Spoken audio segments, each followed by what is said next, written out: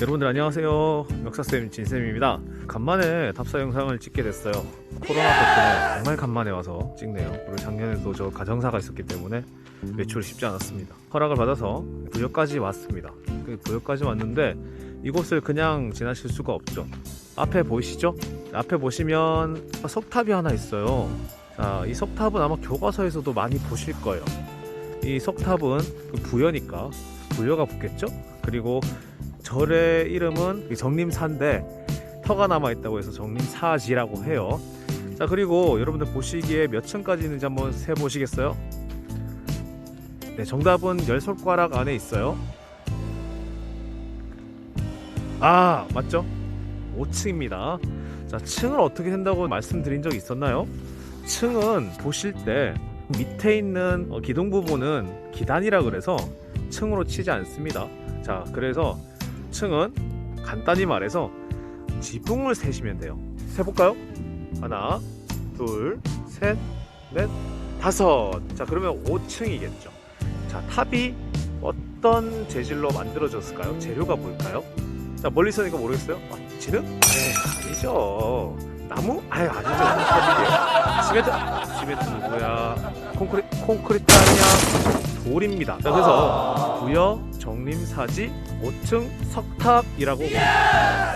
그런데 우리가 알고 있는 석탑은 대표적으로 통일신라 때 만들어졌던 석가탑과 다보탑이 있죠. 불국사 상층 석탑이 석가탑이고 모양이 아주 예술적으로 생긴 게 바로 다보탑이잖아요. 석가탑 같은 경우에는 석탑만의 그런 스타일이 있었어요. 자, 그런데 지금 여기서 보고 있는 정림사지 5층 석탑은 마치 목탑의 스타일과 좀 비슷합니다. 아마 초창기에는 목탑을 많이 지었는데 이 목탑이 사실 나무로 지어진 거다 보니까 아무래도 불이나 자연재해에 굉장히 약했겠죠. 자, 그래서 나중에는 결국에는 아마 석탑으로 많이 돌아서지 않았을까. 물론 이제 목탑도 만들었겠지만, 그리고 지금까지 남아있는 것 중에는 석탑이 대부분입니다. 여기 주변에 이게 다 정림사지예요. 이게 다 터야. 석탑 뒤에 보면은 뭔가 잔디밭이 보이죠. 이쪽에 금당이 있었는데 가장 중심이 되는 건물이 있었는데 그것도 터만 나왔어요. 목적물들은 다 탔다 이거예요. 그러니까 없어지거나 허물어지거나 어떤 과정을 거쳐서 없었다는 얘기죠. 그렇기 때문에 지금 남아있는 탑 중에서 가장 많이 남아있는 형태가 석탑이라는 겁니다. 가장 우리가 대표적으로 알고 있는 탑이 황룡사 구춘 목탑이잖아요. 근데 그것도 교과서에 보면 언제 없어졌다고? 고려시대 몽골의 침략 때 불타 없어졌다라고 기록이 돼 있어요. 자, 그렇기 때문에 지금 현재 남아있는 탑 중에는 석탑이 굉장히 많습니다. 근데 이제 그 중에서도 목탑의 형태를 띈 것이 바로 이 정림사지 5층 석탑이라는 것이죠. 이 석탑은 사실 부여가 수도로, 지금의 부여, 백제 수도가 3번이나 바뀌었죠. 제일 처음에는 한강유역에 있었던 한성, 그리고 계로왕이 고구려의 장수왕에게 한성을 빼앗기면서 남쪽으로 내려왔죠. 그 계로왕은 잡혀 죽고요. 자, 그래서 일단 빨리 피해야 됐기 때문에 현재 공주인 웅진으로 들어갔죠. 웅진에서 홍왕이 이제 더 나라를 발전시키고자 터를 넓은 곳인 지금의 부여, 그러니까 사비로 옮겼습니다. 그래서 이 사비가 수도가 된 뒤로 세워졌다고 보시면 되겠습니다. 익산에 미륵사지가 있어요. 근데 익산에는 미륵사지보다 늦게 세워졌다는 설이 많았었는데 지금은 또 앞당겨졌다는 또 설이 대두가 돼서 아마도 6세기 중반 이후에서 7세기 전반 사이에 아마 세워진 걸로 보고 있습니다. 좀 더 가까이서 보겠습니다. 가까이서 보시면 탑이 생각보다 커요. 우리가 탑을 교과서로 한번 보니까 그렇게 크지 않아 보이는데 이게 무려 높이가 쌤 키하고 비슷해요.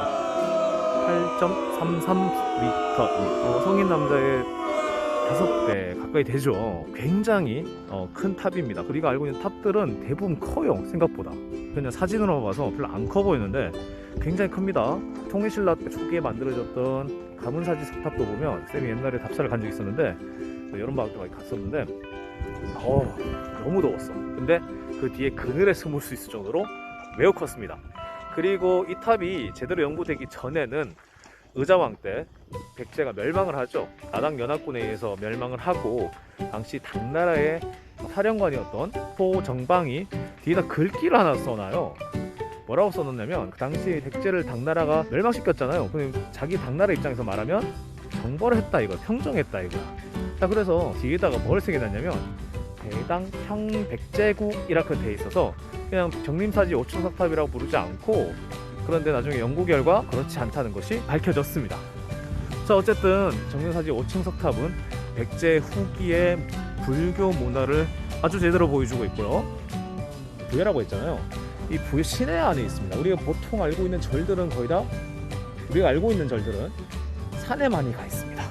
근데 정림사 터가 이 부여시 중앙에 있어요. 지금 뒤에 건물이 하나 보이는데 고등학교, 중학교가 있어요. 그렇단 말은 이런 큰 절들이 당시 삼국시대나 통일신라 시대 때는 산속으로 있다보다는 나라의 지원과 귀족들의 지원으로 이런 도심지 지역이 있었다.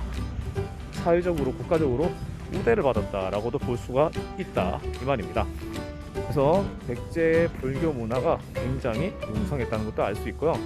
특히 왕들, 왕실 입장에서는 불교를 믿을 수밖에 없다는 것을 우리가 교과서 통해서도 알 수가 있습니다. 왜냐하면 왕실이 불교를 믿음을 해서 무려 백제 신라 마찬가지예요.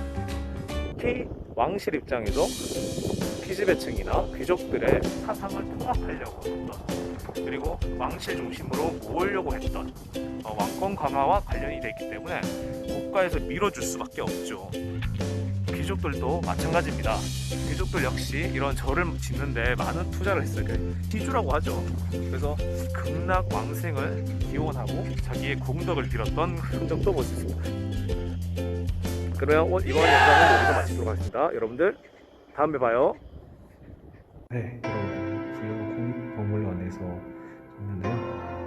여러분들 교과서에서 볼 수 있다시피 백제 금동 대항 겁니다. 눈으로 감상하시죠.